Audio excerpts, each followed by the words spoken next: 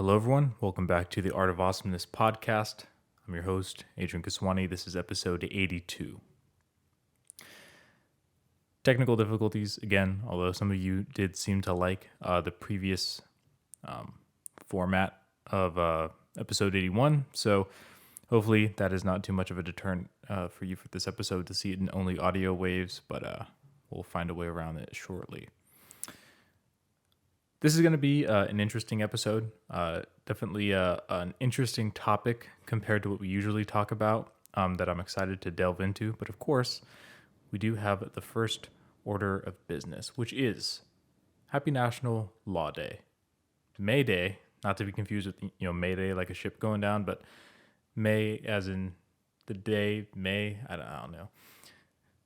National Chocolate Parfait Day, National Loyalty Day, National Mother Goose Day, National School Principals Day, Silver Star Service Banner Day, National Infertility Survival Day, which for those of you who care is the Sunday before Mother's Day, and then National Lemonade Day, which for those of you who care is the first Sunday in May.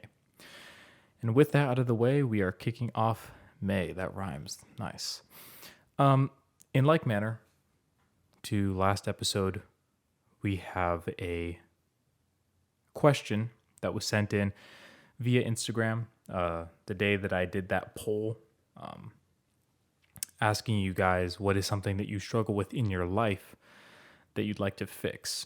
And the person who sent me this is someone who I've known since,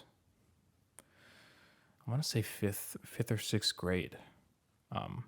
I was friends with this person, I would say more so in middle school, and then definitely in high school did not speak to them nearly as much. But I do wish them well. They're a very talented artist.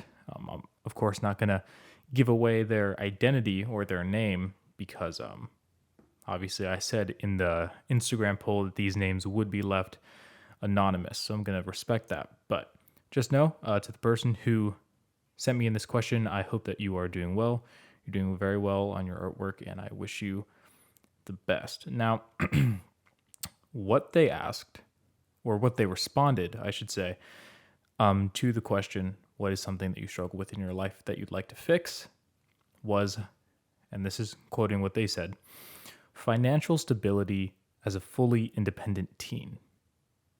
So this question, like I said, is not a question that we would typically see on the podcast, or at least it seems that it is maybe delving into a world that we don't really talk on that much on the podcast, which is finance. That is not to downplay the importance of financial stability, and I can fully relate.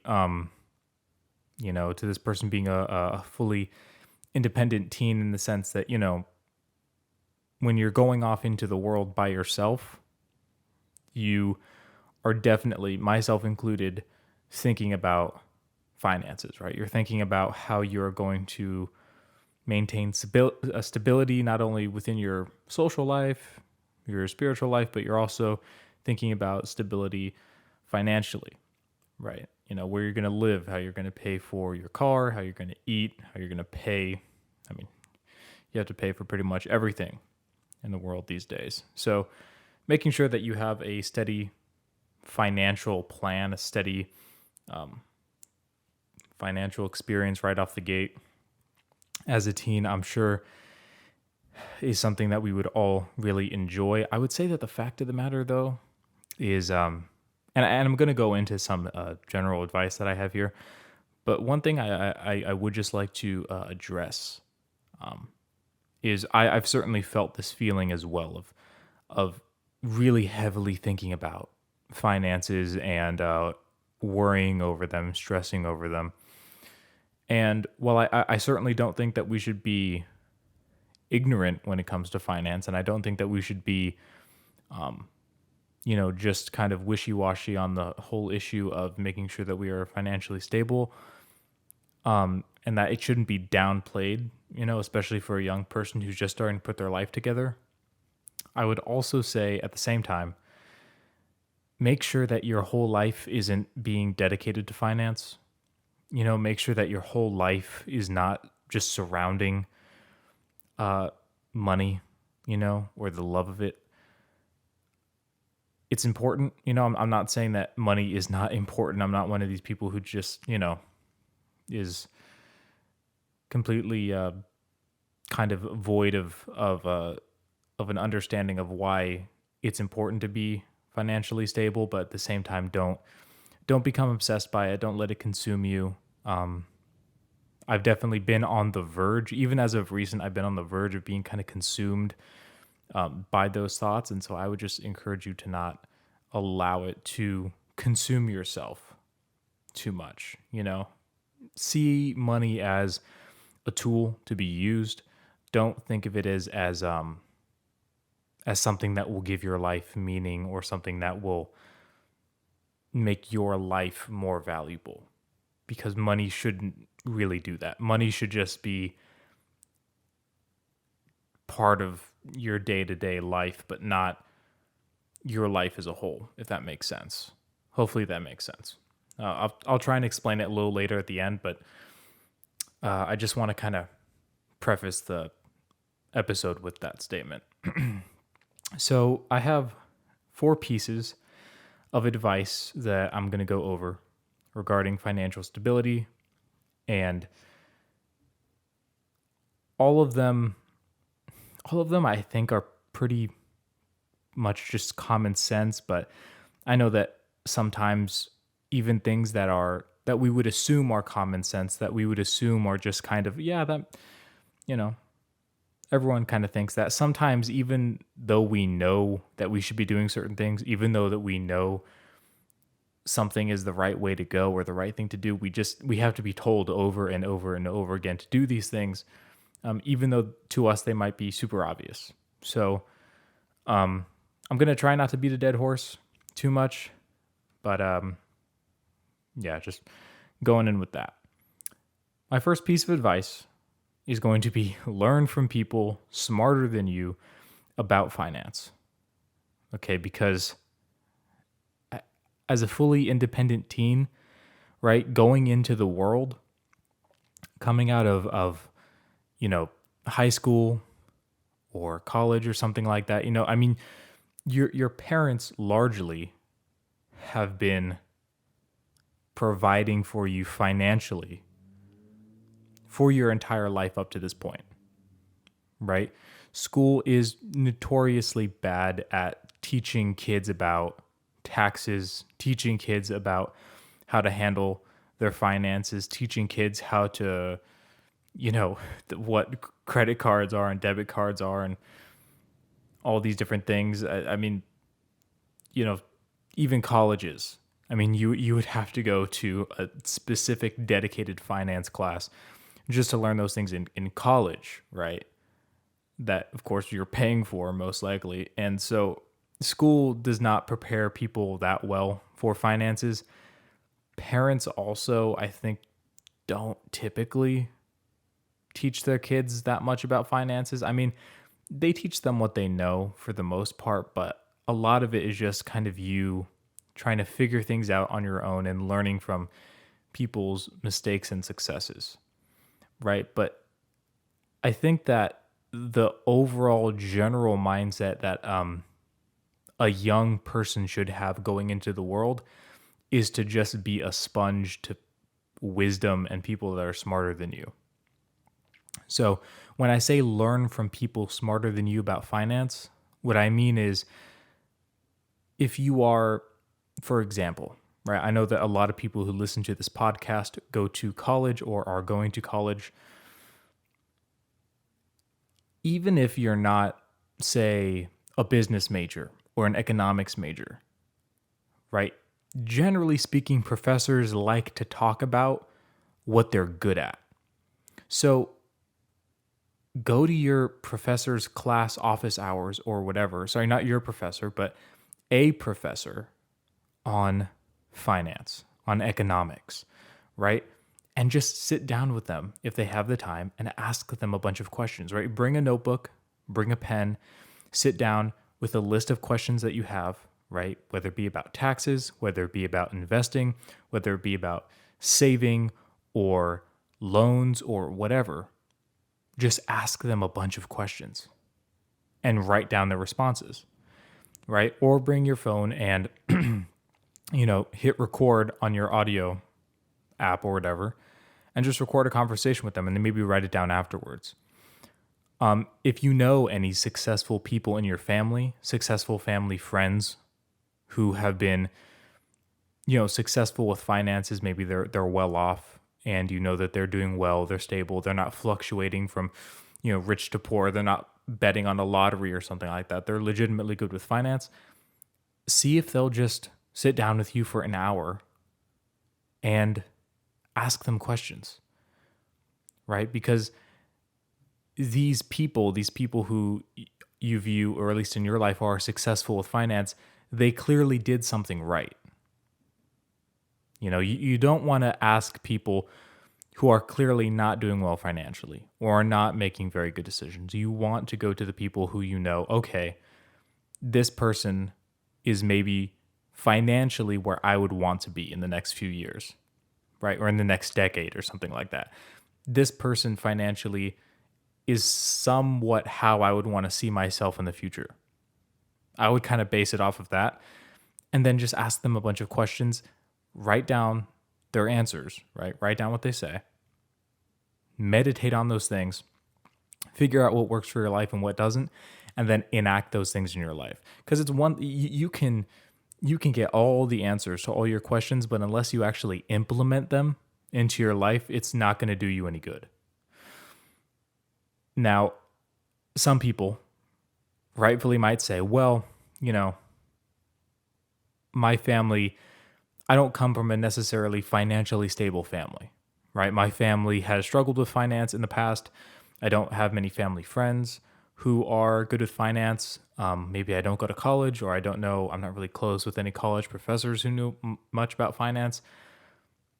In that case, right, if you're like, if you look up and down and there's no one actually presently in your life who you think is good and fit to teach you about how to handle your finances, if you're 100% sure that that is the case, right? Which the reason why I'm kind of saying that is because most people, if they really think about it, have someone in their life who they could ask these questions to. But if you really just, at the end of the day, can't find anyone, read books. Okay. Books are people talking to you directly on any topic, right? So, I can't tell you how many finance and economics books there are on Amazon for under $20.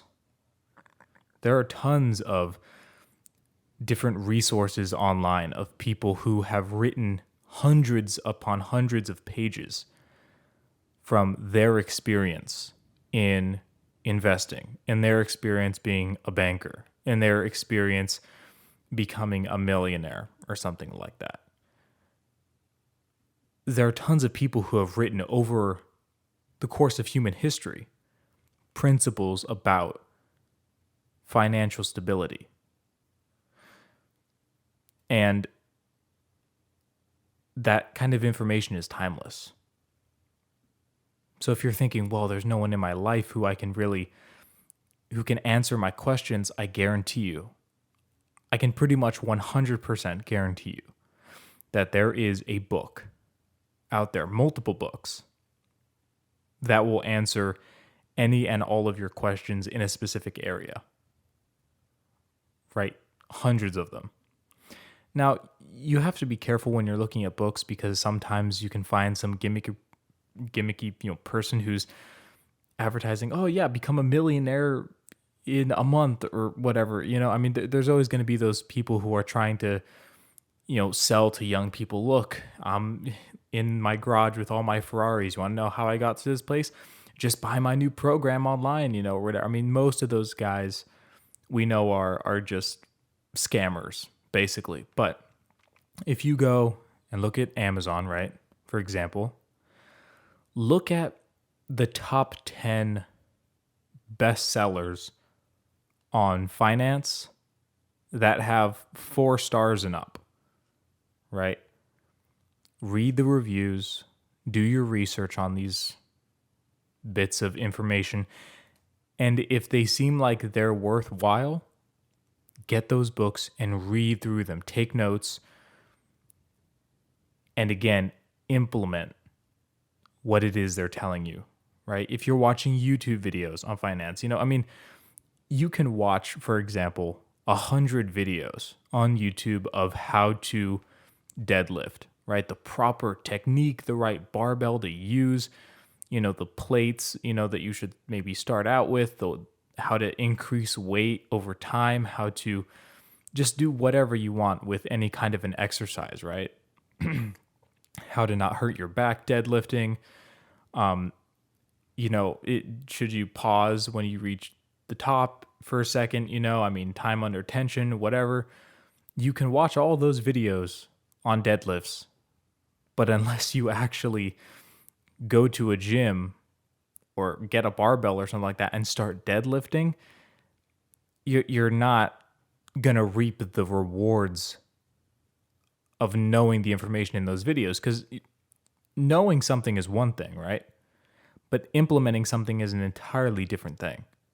So when I say, learn from people smarter than you about finance, read books on finance, listen to veterans, so to speak, in the finance community who are just pouring out their knowledge to young people, make sure that you're actually trying to actively implement these things instead of just being able to recite, a book on finance, right? I mean, it's great if you can recite a book and everything, but unless you actually were able to positively change your life from information, it wasn't really that worthwhile. So that would be my step one piece of advice, is to learn from people who are smarter than you in finance. And one of the reasons I made that number one is because I'm pretty sure, I don't know for sure, but I'm pretty sure that the person who sent in this question is older than me by about a year. So if my memory serves me right, I'm actually younger than this person. And a lot of their questions that they might have, I have those same questions, I'm not a financial guru. I don't know everything there is to know about finance. It's not my area of expertise. So the first thing I'm going to do when I get a question like this is I'm going to instead refer you to people and resources that are actually going to help you far more than I ever could. But hopefully that bit of advice is good enough on my end. And these next few points are more or less what I know, right? Just general principles that I understand to have value. Number two bit of advice is have a monthly budget for yourself, right? If you are trying to be stable about your finances, one of the best ways to be stable about your finances is to know what they are, right? If you are completely in the dark and you're not keeping tabs on what you're spending and what you're earning every single month, it's, you're always going to somewhat be in the dark about your finances because you're not going to know what's going on. If you don't have a monthly budget for yourself in the sense, okay, I get paid on this day, right? I have to spend this much a month on these amenities, right?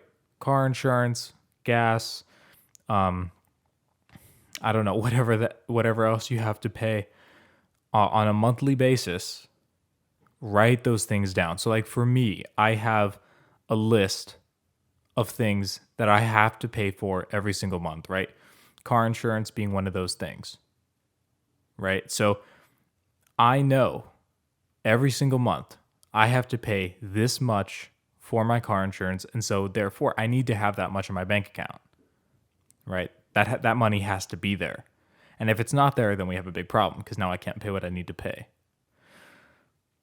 Also, just knowing how much money is coming in and how much money is going out and what it's going out to can help you greatly, right? I know a lot of people who kind of miscellaneously throw away money at little things, and at the end of the month they're like, well, where did all of my money go? And it's like, well, how much does a Starbucks, coffee cost?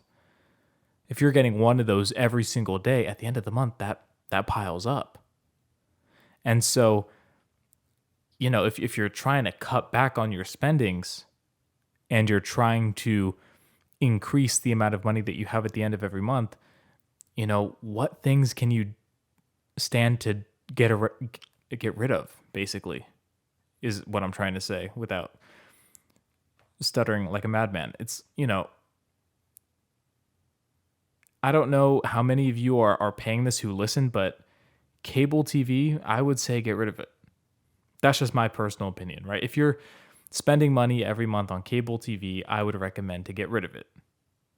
Personal preference there. If you go out to Starbucks every day, but you really just can't live without coffee, I would just say make your own, right? Or learn to live without coffee. I personally, I don't drink coffee, and with the work that I do, I certainly feel like I could use one every once in a while, but I don't do it.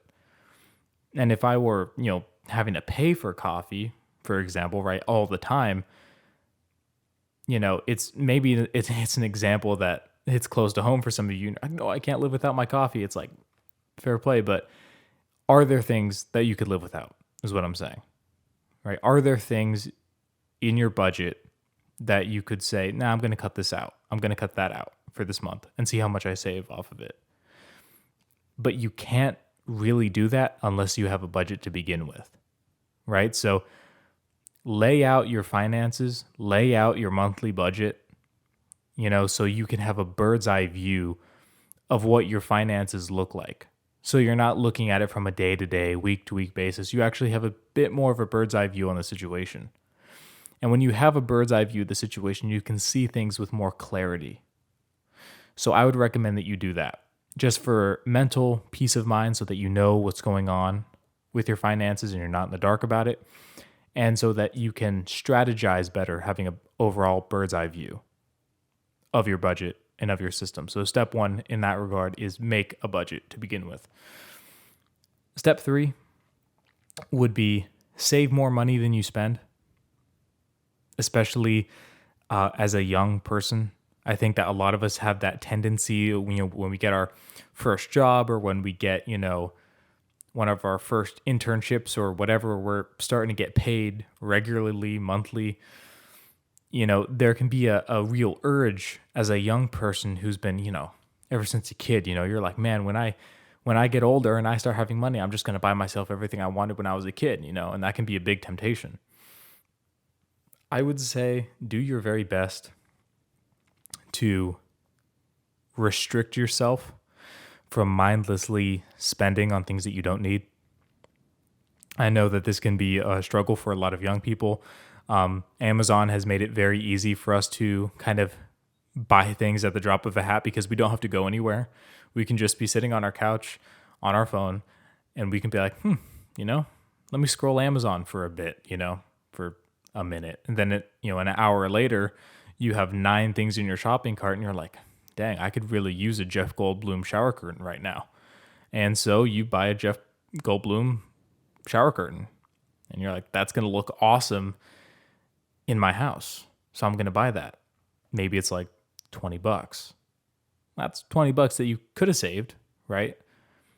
And that's something that you probably could live without for a while. There are a lot of things that you don't really need.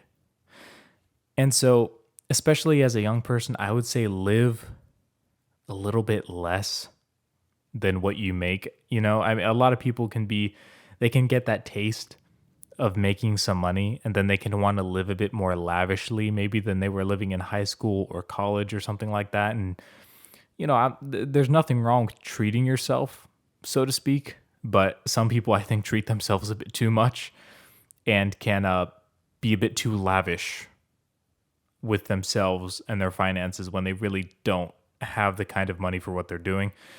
So don't eat out that much is one tip. Think about what you really need to buy and what can wait, what you're just kind of maybe impulse buying and what you actually think could be useful.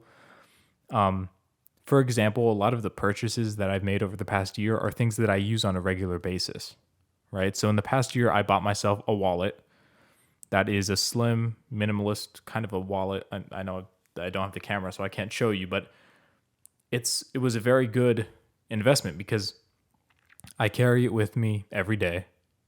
It's always with me. It holds everything I needed to hold, has a slim profile, so it's not cumbersome to carry. And it cost me like $9, right? And it's still no wear and tear on it, no damage done. It's in perfect condition, does everything I needed to do, and it works great, right? It's a wallet. It's a good quality wallet that was inexpensive and functional, right? And so I don't regret that purchase at all because here I am still using it over a year later, right? Another example is the watch that I have on me. I actually just looked on my Amazon orders, and the watch that I carry with me every single day, I got just about a year ago. I think just about 7 days over a year ago. And, the watch is something that I wear every single day. It's a waterproof, very resilient watch. It's Velcro, it's nothing fancy, but I wear it because at work, I wash dishes. It's get exposed to high heat temperatures, water, spray from the dishwashers and steam and all of this stuff. And it goes through a bit of abuse on a daily basis, and it still holds up great.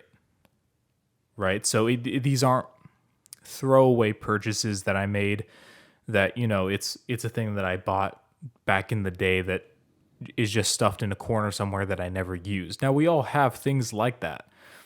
But as we get older, I think it's more important for us to think about, okay, am I going to use this on a regular basis?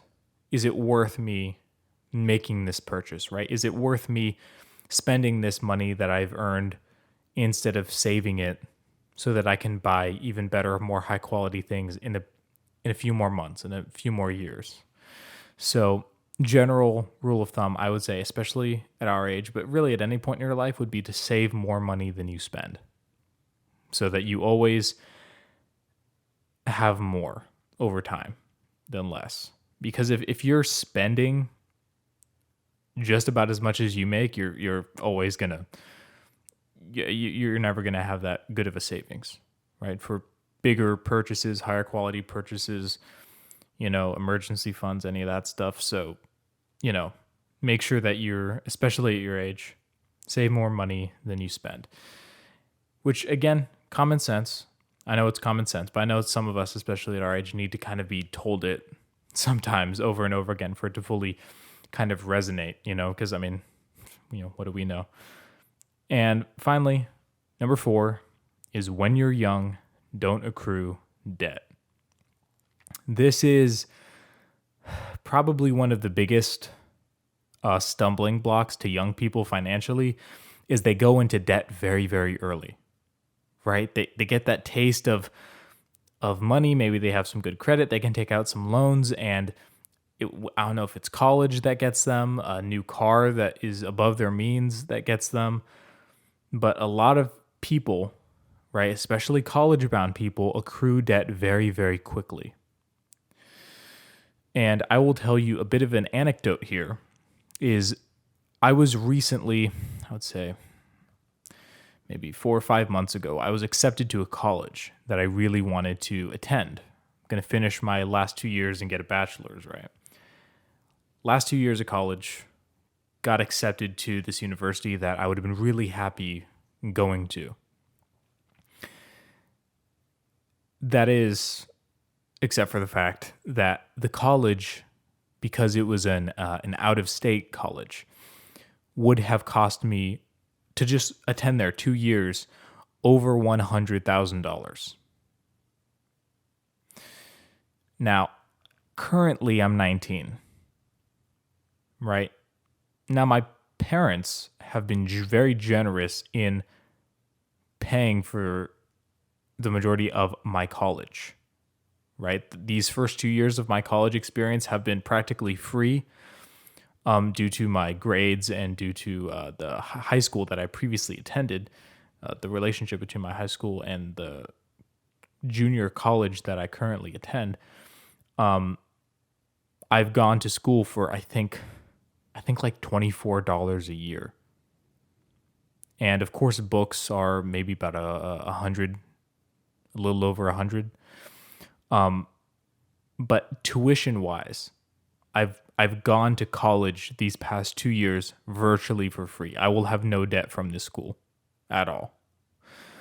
So trying to transfer to a 4 year, finding out that the price is going to be over $100,000, it's like, what's the point if I went to school for free these first 2 years and then accrue over $100,000 worth of debt in the last 2 years, right? That's crazy.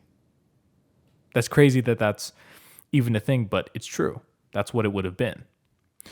So I began to formulate a plan to either spend 6 months out of school working to gain some more money to go to another college like Stanislaus or something like that. But recently I got accepted to an in-state school that has good reputation, good program for my major, and I will be able to graduate from that school debt-free, which is awesome.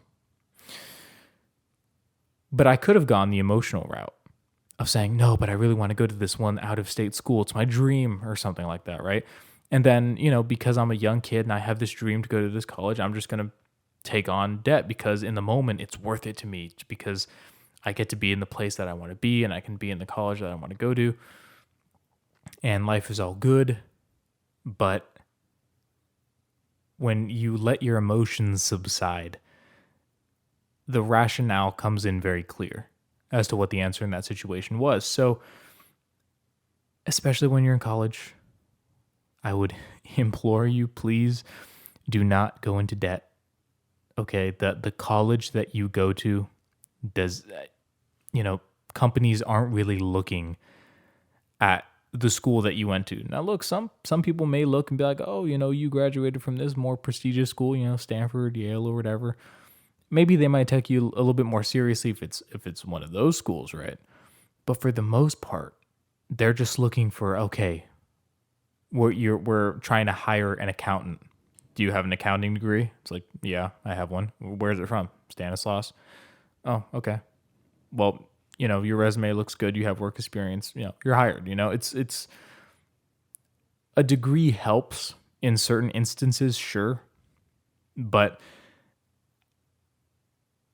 for a lot of college people, I would really implore you guys don't go into debt. For the prestige, it's not worth it. Don't go into debt at all if you can, but especially when you're young.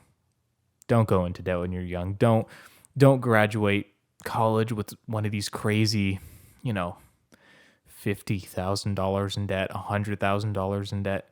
Don't be one of those people.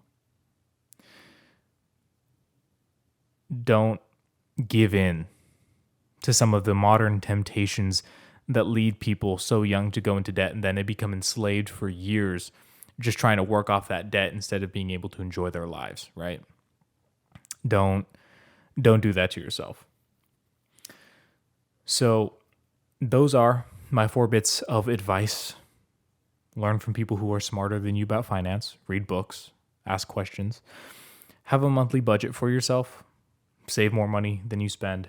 And when you're young, don't accrue debt. Those would be my 4 main points. And, I'm a 19-year-old, man. What do I know? That's why I would go back to step 1.